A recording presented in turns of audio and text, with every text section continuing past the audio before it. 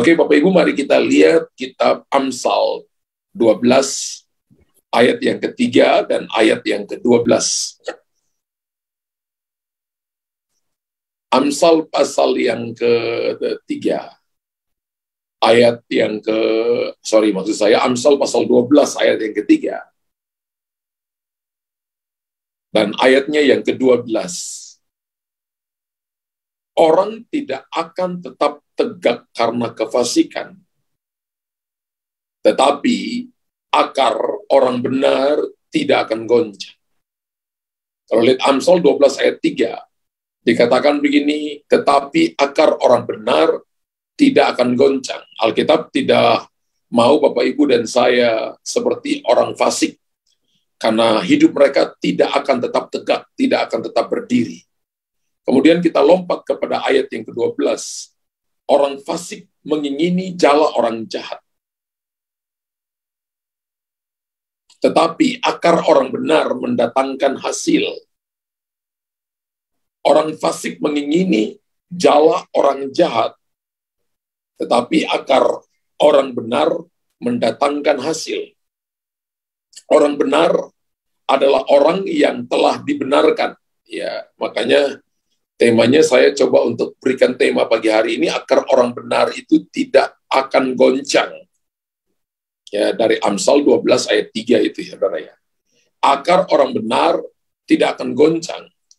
Bahkan justru sebaliknya, akar orang benar akan mendatangkan hasil.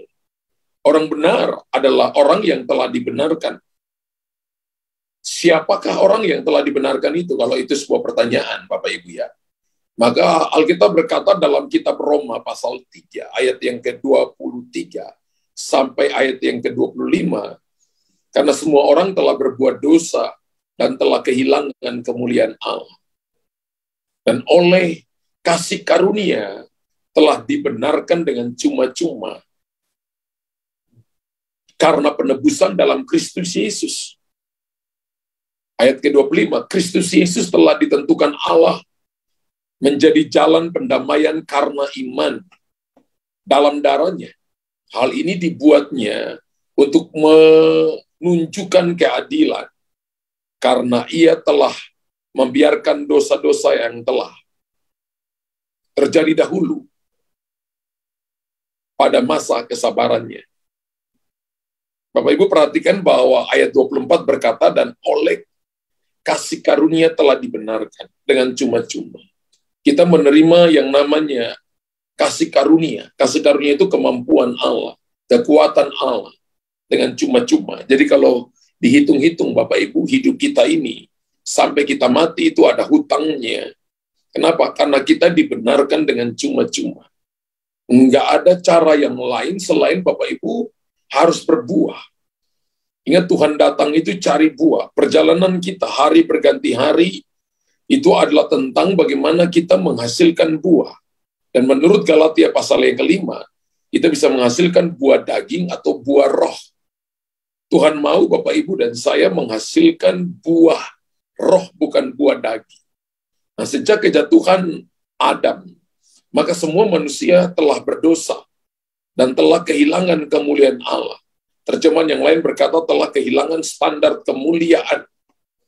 Tetapi oleh karena kasih karunia daripada Tuhan, kita telah dibenarkan dengan cuma-cuma melalui karya penebusan Tuhan Yesus di atas kayu salib.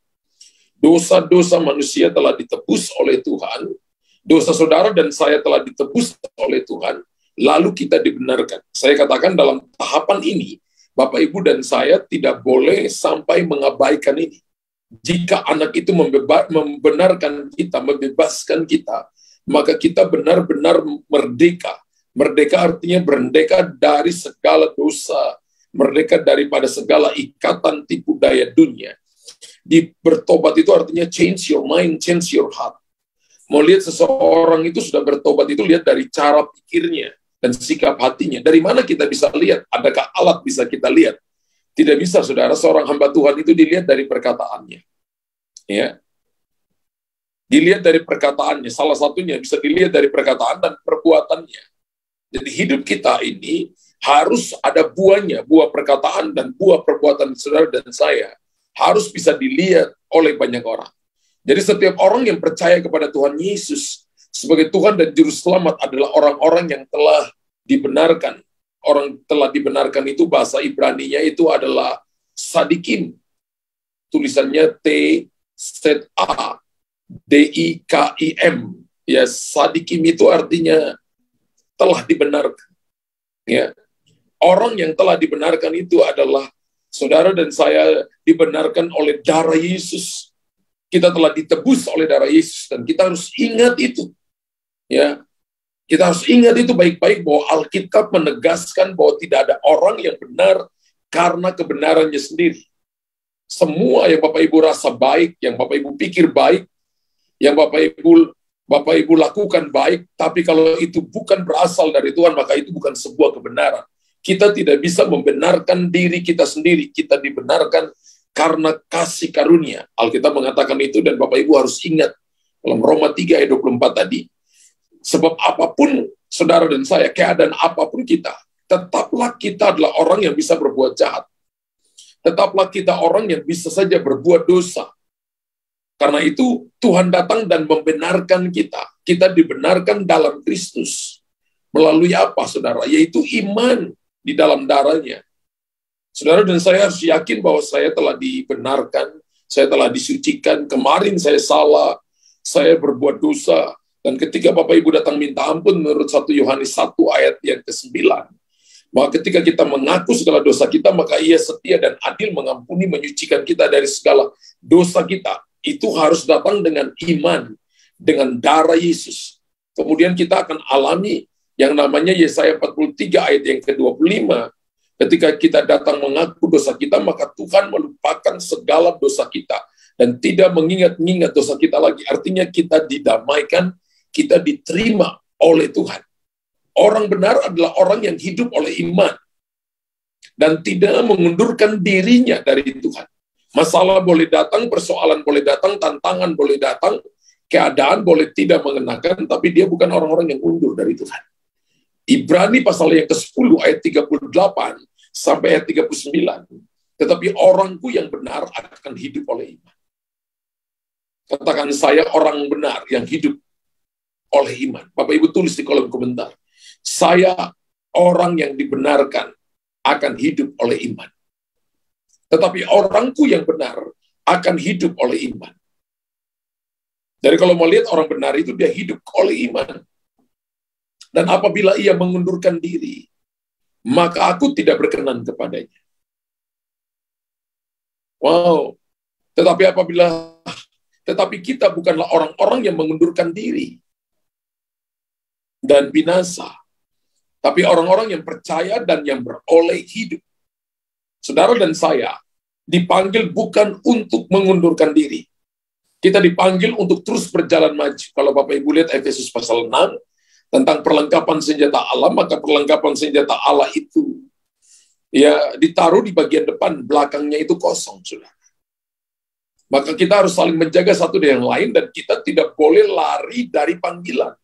Karena setan itu pakai senjata jarak jauh, yaitu panah. Saudara akan kena panah daripada tipu daya setan apabila Anda undur dari Tuhan. Tapi kalau kita terus berjalan maju, sekalipun ada problem, sekalipun ada masalah, sekalipun ada situasi yang tidak mengenakan, tapi Bapak Ibu terus berjalan maju, maka saya percaya kita akan sampai di tujuan. Kita dibenarkan oleh iman. Dan ketika Bapak Ibu terus berjalan maju, maka Tuhan akan berikan kepada kita kekuatan. Dia Immanuel yang akan menyertai langkah-langkah saudara dan tidak akan membiarkan orang benar itu jatuh. Alkitab katakan 7 kali orang benar jatuh, namun dia akan bangkit kembali. Orang benar adalah orang yang setia sampai akhir. Orang yang tetap percaya kepada Tuhan. Tidak pernah berpikir untuk mengundurkan diri seperti tadi Ibrani 10, 38, 39.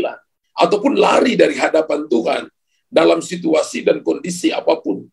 Orang ini akan terus maju, terus percaya, terus yakin bahwa Tuhan tidak akan pernah meninggalkan dia, bahwa langkah-langkah dia untuk mengikuti Tuhan adalah sebuah pilihan yang tidak pernah salah, dan itu bukan pilihan untuk dia akan mundur ketika dia adalah problem dalam masalah. Orang benar adalah orang yang tetap teguh, berpegang kepada pengakuan tentang pengharapannya di dalam Tuhan Yesus. Orang benar adalah orang yang tetap yakin bahwa Tuhan pasti akan menjawab dia pada waktunya. Orang benar adalah orang yang tetap yakin bahwa jalan keluar itu disediakan oleh Tuhan.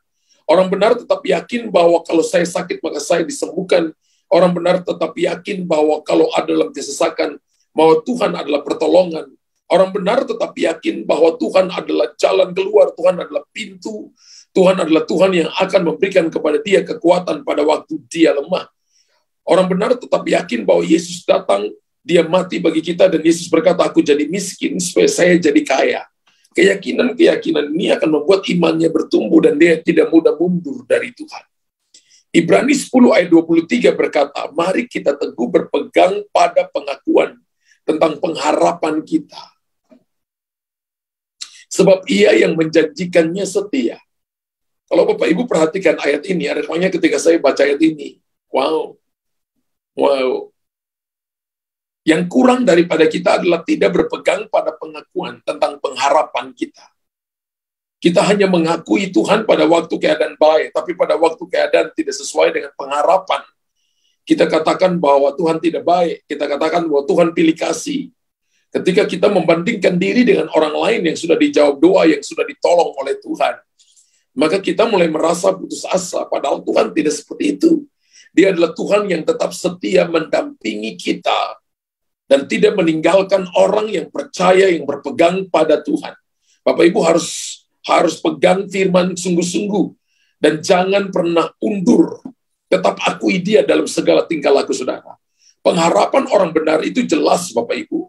Itu seperti sau yang kuat. Sau itu jangkar Bapak Ibu ya. Seperti jangkar yang kuat pada sebuah kapal, maka kapal itu supaya jangan sampai karam ketika nanti dia sedang parkir di pelabuhan, maka dia harus turunkan jangkarnya supaya kalau ada ombak, maka keadaan kapal itu akan baik-baik saja. Ya, dia tidak akan karam. Dia tidak akan diombang-ambingkan dengan apapun. Dia tidak akan mengalami karam. Tapi dia selalu akan tetap kokoh, tetap kuat. Ya, iman kepada janji firman Tuhan itu harus saudara dan saya pegang. Orang benar yang percaya dengan iman bahwa Tuhan setia untuk menepati janji-janjinya akan melihat jalan keluar, akan melihat pertolongan Tuhan. Orang benar selalu senang untuk bersekutu dengan firman Tuhan. Dan teman-teman seiman, saya percaya bahwa kita yang datang di pagi hari ini, kita adalah orang-orang benar karena kita suka dengan firman Tuhan, kita suka bersekutu dengan teman-teman yang seiman dengan orang-orang percaya yang lainnya, sehingga kita dikuatkan oleh Tuhan. Amin Bapak Ibu. Ibrani pasal 10 kalau kita lihat, ayat 24 sampai ayat 25 berkata, janganlah kita menjauhkan diri dari pertemuan-pertemuan ibadah kita, seperti yang dibiasakan oleh beberapa orang. Tapi marilah kita saling menasihati, dan semakin giat melakukannya menjelang hari Tuhan yang mendekat. Alkitab dengan jelas melarang saudara dan saya, jangan menjauhkan diri dari pertemuan-pertemuan ibadah kita. Wow, karena orang yang menjauhkan diri dari pertemuan ibadah mudah sakit hati, mudah untuk dikuasai oleh tipu daya setan dan roh-roh jahat. Tapi ketika Bapak Ibu dekat dengan Tuhan, maka kita dibasuh, kita diberikan jalan, kita diberikan kekuatan, kita diberikan arahan, kita diberikan kemampuan, kita saling menolong satu yang lain. Firman Allah berkata seperti dibiasakan beberapa orang. Ada beberapa orang yang membiasakan diri malas ibadah. Ya, dalam ibadah pribadinya, mesbah pribadinya, mesbah keluarganya, bahkan mesbah secara bersama-sama seperti ini, ada orang yang malas, saudara. Tapi saya bersyukur kepada Bapak Ibu, yang setiap pagi Bapak Ibu bisa bangun pagi dan mau mencari Tuhan. Alkitab berkata dalam Ibrani 10, 24, 25, jangan kita menjauhkan diri dari pertemuan-pertemuan ibadah kita, seperti dibiasakan beberapa orang. Tapi mari kita saling menasehati dan semakin giat melakukannya, menjelang hari Tuhan yang mendekat. Kalau ada orang yang mulai malas, ada orang yang tidak lagi ibadah, Alkitab katakan tugas kita sebagai orang benar adalah nasihati, ingatkan mereka. Mereka sampai mereka diselamatkan, sampai mereka datang cari Tuhan dengan sungguh-sungguh. Amin. Di dalam Tuhan Yesus selalu ada berkat yang disediakan. Bapak Ibu tulis di kolom komentar, di dalam Tuhan Yesus selalu ada berkat yang disediakan kepada kita. Itulah upah yang disediakan untuk kita selama kita setia mengikutinya. Amin. Ketika Bapak Ibu cari Tuhan dengan sungguh-sungguh, Bapak Ibu datang beribadah sungguh-sungguh kepada Tuhan, kita tidak akan pernah mengalami kekurangan. Ingat bahwa hak kita dijamin oleh Tuhan. Ketika Bapak Ibu lakukan ini dengan sungguh-sungguh, maka Tuhan akan tolong saudara dan saya. Ada seorang yang datang dan berkata kepada saya, Pak, saya mau ikut Tuhan sungguh-sungguh. Dan saya lihat ketika dia omong itu, 1 minggu, 1 bulan, 1 tahun, 2 tahun, orang itu tetap setia. Sampai hari ini, saya lihat bahwa orang itu tetap setia.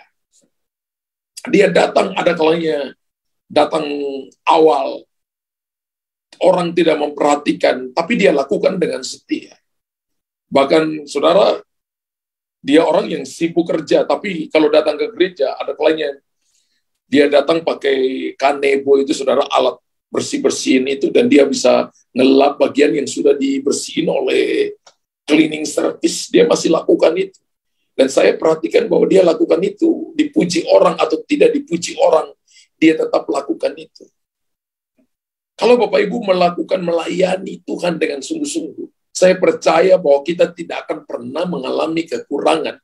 Kita akan mendapatkan upah daripada Tuhan. Kalau kita tanam biji mangga, maka 5 tahun kemudian dia akan tumbuh menghasilkan buah begitu banyak bagi kita. Kita tanam 1 biji, kita bisa panennya 10 karung, Bapak Ibu. Dan kalau kita tanam biji 10 karung itu, lama-lama kita jadi raja mangga.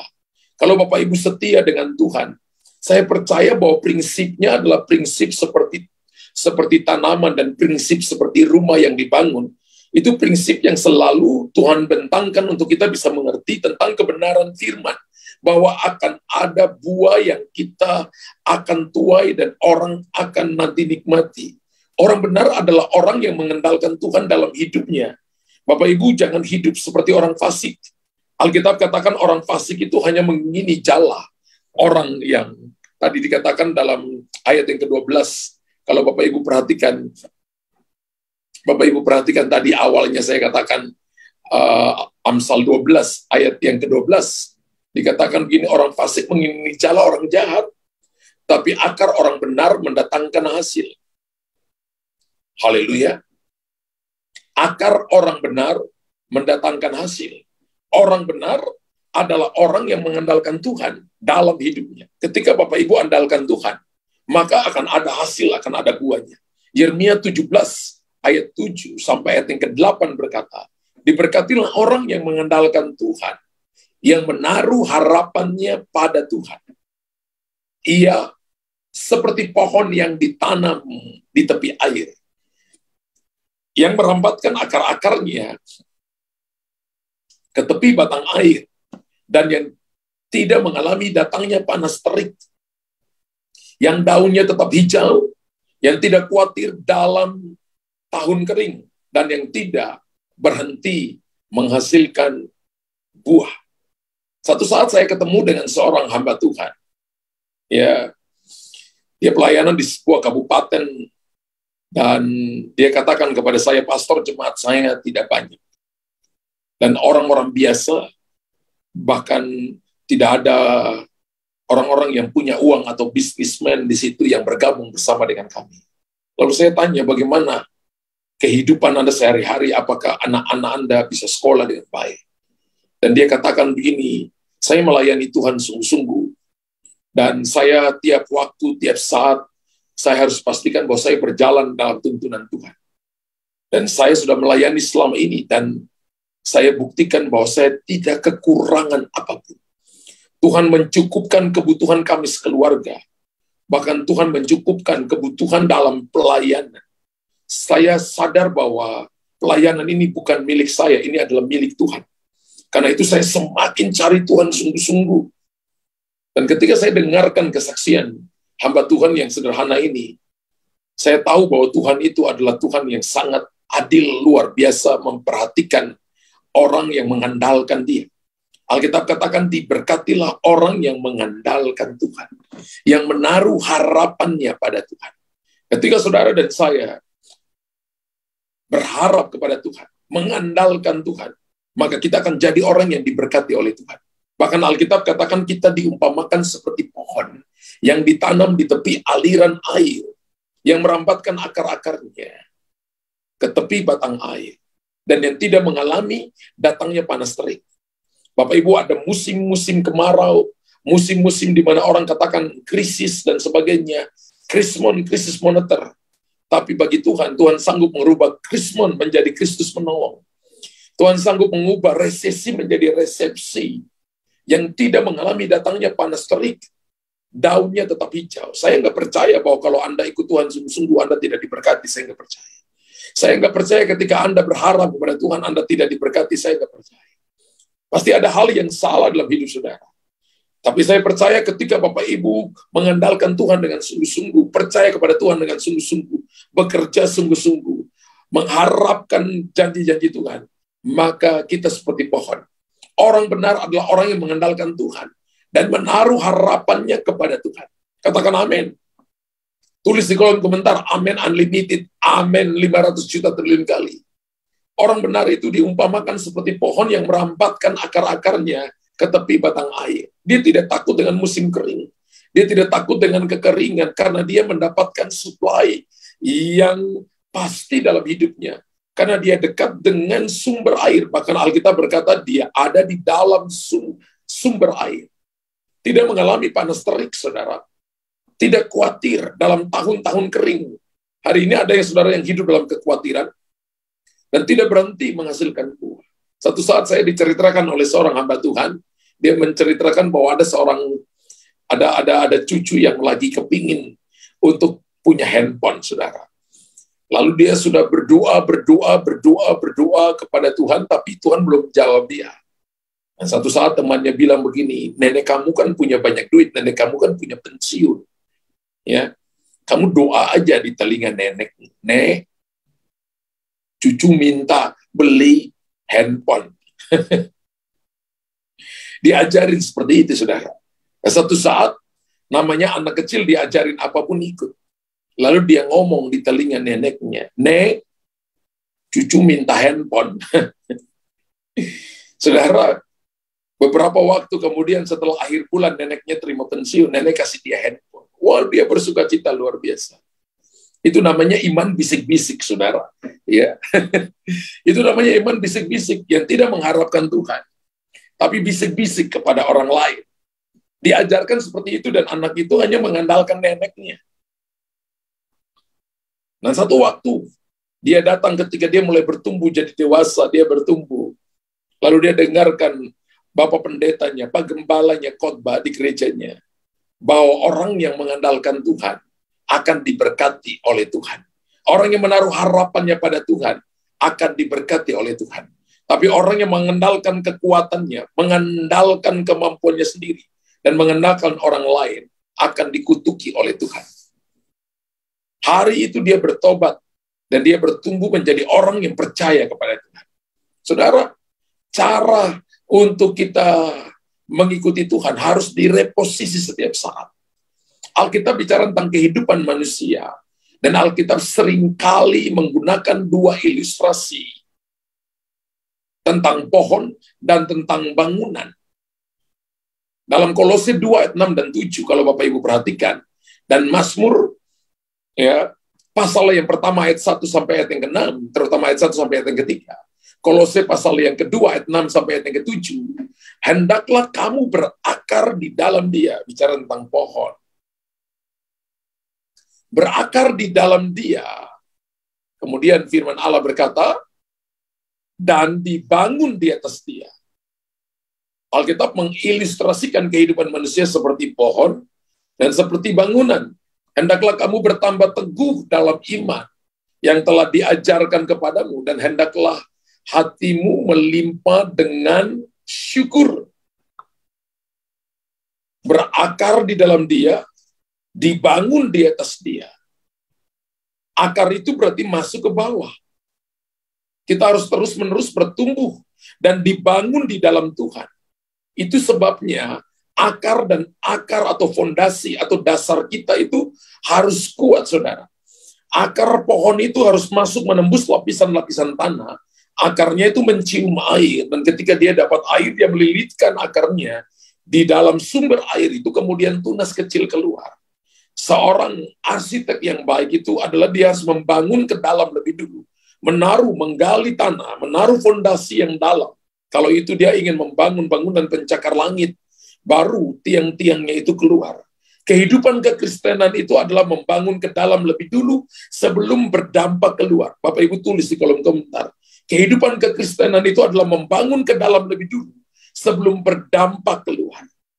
Kalau Bapak Ibu belum ketemu dengan sumber, belum mengalami Tuhan secara pribadi, belum berjumpa dengan Tuhan secara pribadi, maka kita nggak akan bisa membawa dampak apapun. Tapi ketika Bapak Ibu mengalami Tuhan secara pribadi, maka saya percaya kita akan membawa sebuah influence, sebuah pengaruh yang luar biasa kepada dunia, kepada keluarga, kepada orang lain. Dan orang akan melihat Tuhan disenangkan. Bapak Ibu ingat bahwa kita diumpamakan seperti pohon dan seperti bangunan. Maka akar kita harus masuk ke dalam. Kalau Bapak Ibu nggak punya waktu untuk duduk di kaki Tuhan 1 jam setiap hari, nggak punya waktu untuk merenungkan firman Tuhan, maka akarmu tidak dalam. Ketika masalah datang, kita mudah roboh, kita mudah jatuh, kita mudah, saudara dan saya, hancur. Kenapa? Karena kita tidak membangun akar kekristenan kita kokoh ke dalam, dan bangunan rohani kita tidak membangun dengan kokoh. Kita harus menjadi pohon dan bangunan yang kokoh dalam Tuhan. Kalau Bapak Ibu perhatikan di dalam Lukas pasal yang 6, ayat 46 sampai 49, itu bicara tentang 2 macam dasar. Mengapa kamu berseru kepadaku Tuhan, Tuhan? Padahal kamu tidak melakukan apa yang aku katakan. Setiap orang yang datang kepadaku dan mendengarkan perkataanku serta melakukannya, aku menyatakan kepadamu dengan siapa ia dapat disamakan. Ia sama dengan seorang yang mendirikan rumahnya. Ia sama dengan seorang yang mendirikan rumahnya. Orang itu menggali dalam-dalam dan meletakkan dasarnya di atas batu. Ketika datang air bah dan banjir melanda rumah itu tidak digoyahkan, karena rumah itu kokoh dibangun. Ayat 49 berkata, akan tetapi barang siapa mendengarkan perkataanku, tetapi tidak melakukannya, ia sama dengan seorang yang mendirikan rumahnya di atas tanah tanpa dasar. Dalam Matius pasal yang ke-7, 24-27 berkata, di atas pasir. Ya, sifat pasir itu mudah berubah. Ketika banjir melandanya, rumah itu segera rubuh dan hebatlah kerusakannya. Ketika Bapak Ibu datang pagi hari ini, maka ada 2 dasar di sini. Ada dasar batu karang dan dasar pasir. Ada pembangun bodoh, pembangun bijaksana di sini.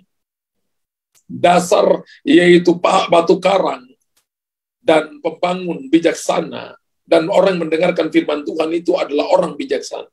Dasar pasir, orang bodoh adalah orang dengar firman, tapi tidak melakukannya. Saya percaya bahwa dasar batu karang itu adalah dasar yang kokoh. Yesus kita adalah Petra, adalah batu karang itu. Hal yang ditawarkan oleh dunia, keinginan kita, kemauan kita, itu belum tentu kemauan Tuhan dan kerinduan Tuhan. Itu bisa saja dasar pasir.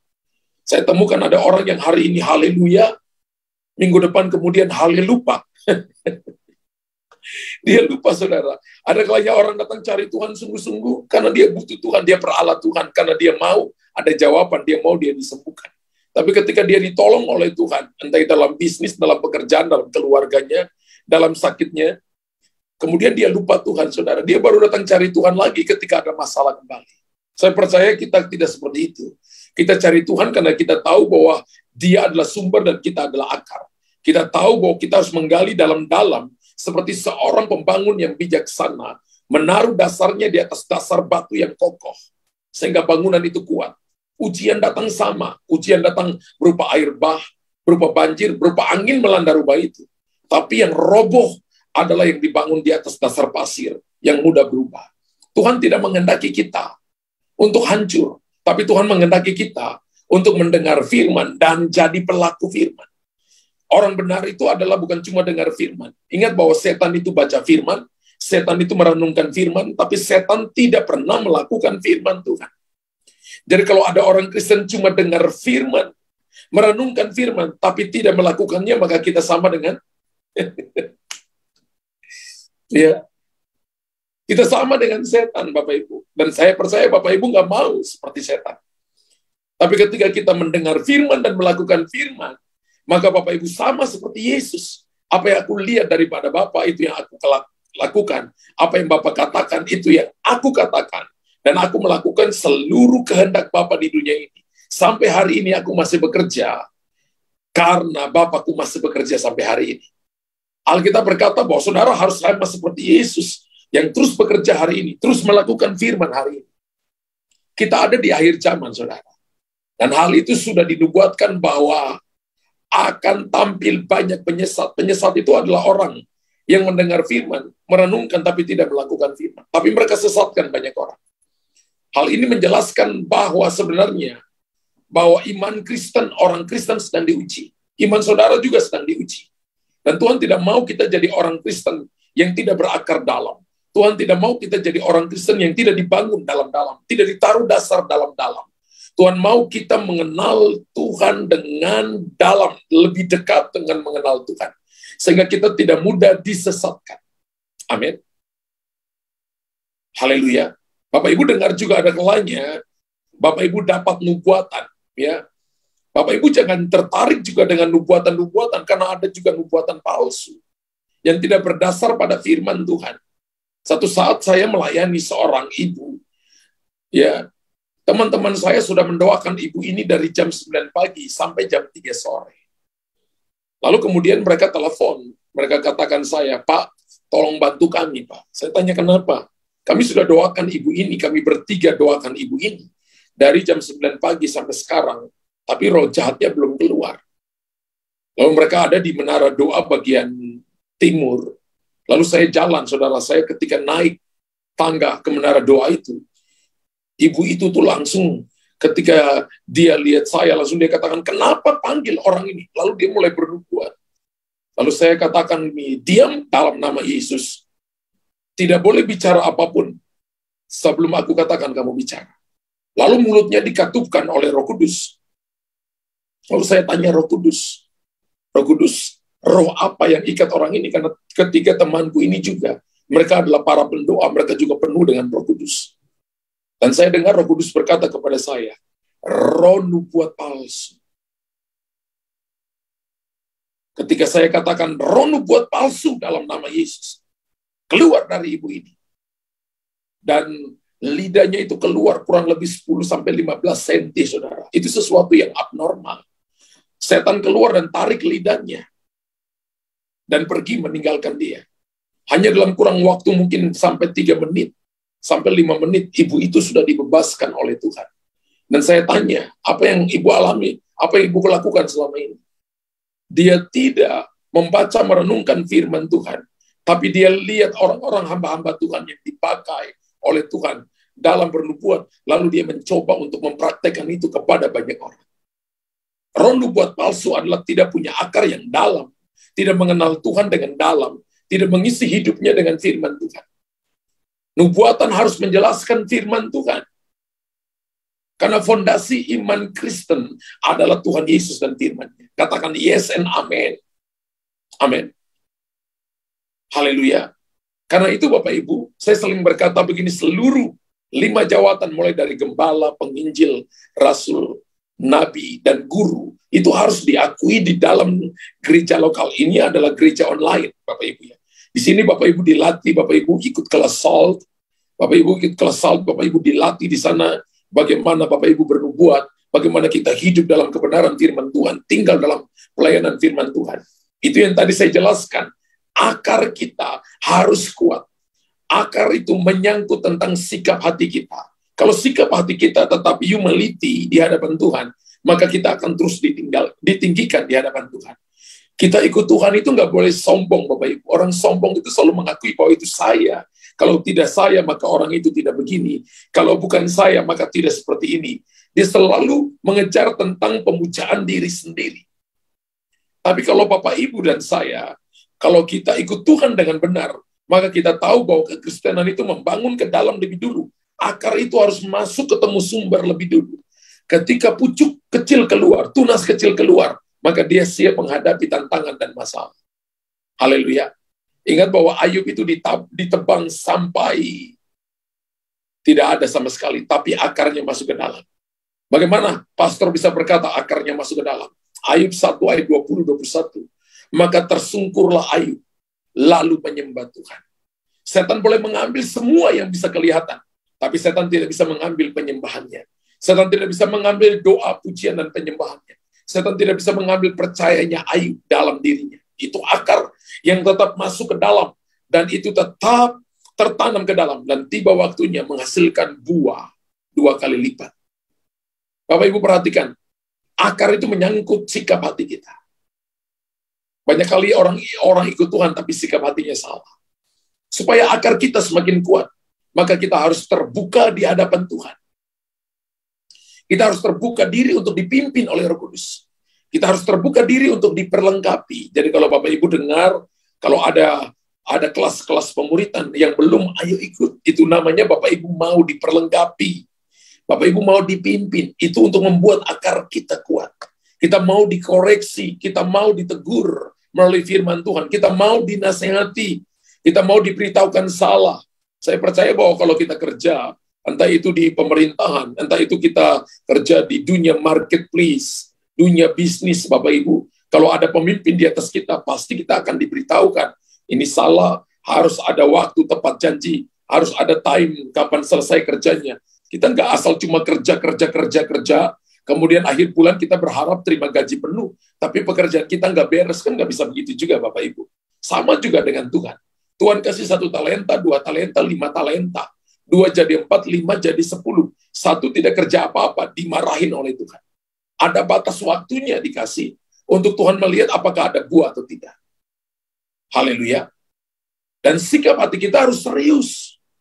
Sikap hati kita harus memiliki lapar dan haus untuk merindukan firman Tuhan.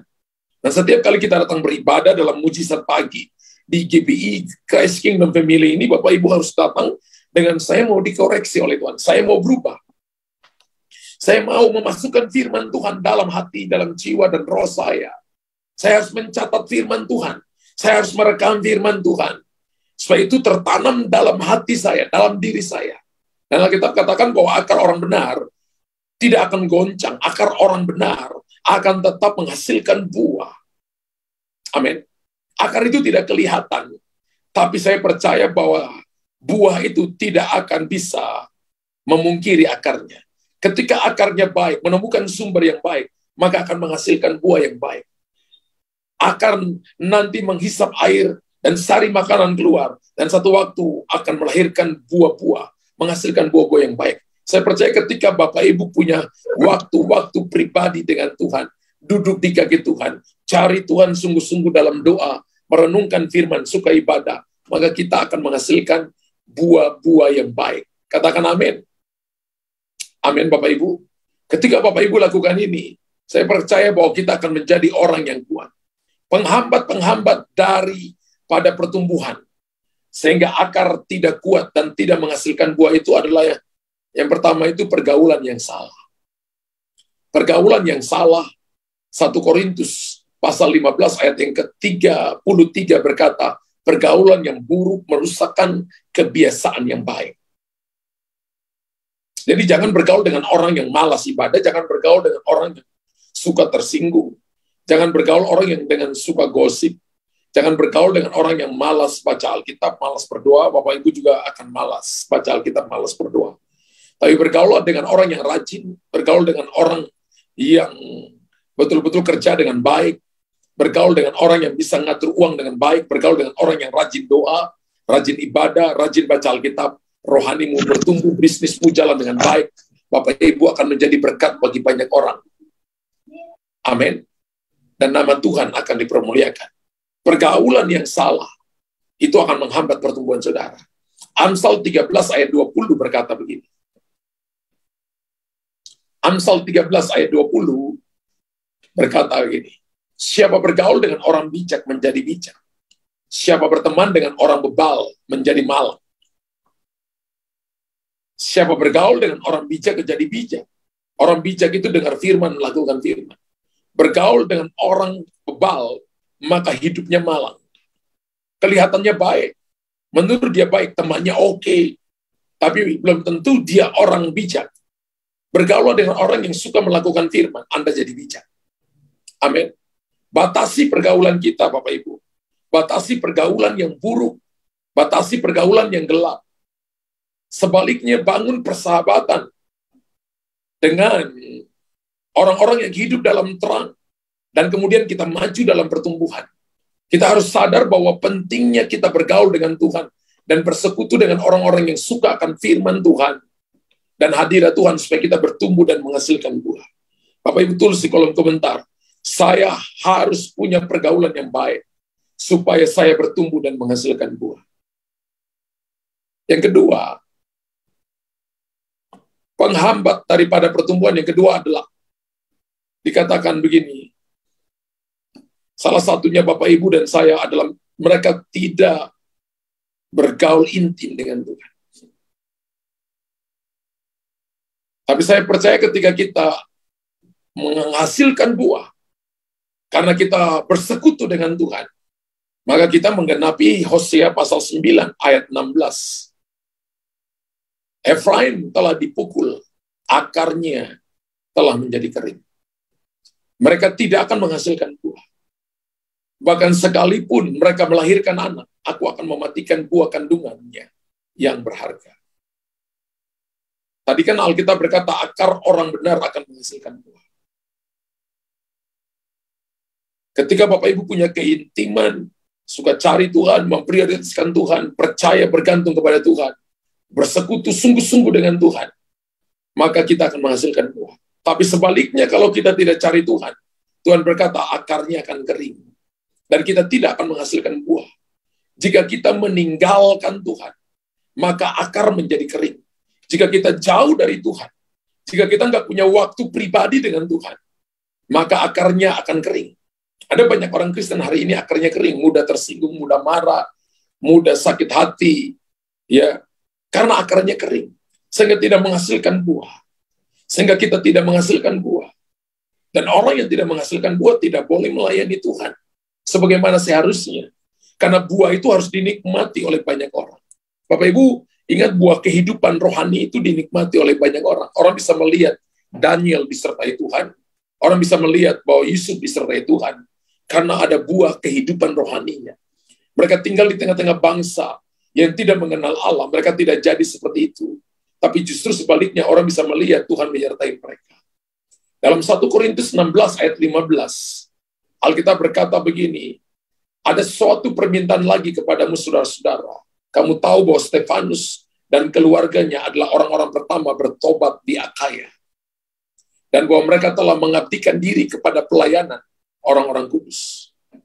Mereka ini suka melayani hamba-hamba Tuhan. Dan Alkitab katakan mereka adalah buah sulung, kata Paulus, yang ada di Akaya. Mereka melayani Tuhan sungguh-sungguh. Mereka meninggikan Tuhan dengan harta mereka. Mereka melayani orang-orang kudus. Saya pernah bersaksi bahwa teman saya sekarang ini pendeta, dia buta, ibunya itu buta waktu umur 32 tahun kalau nggak salah.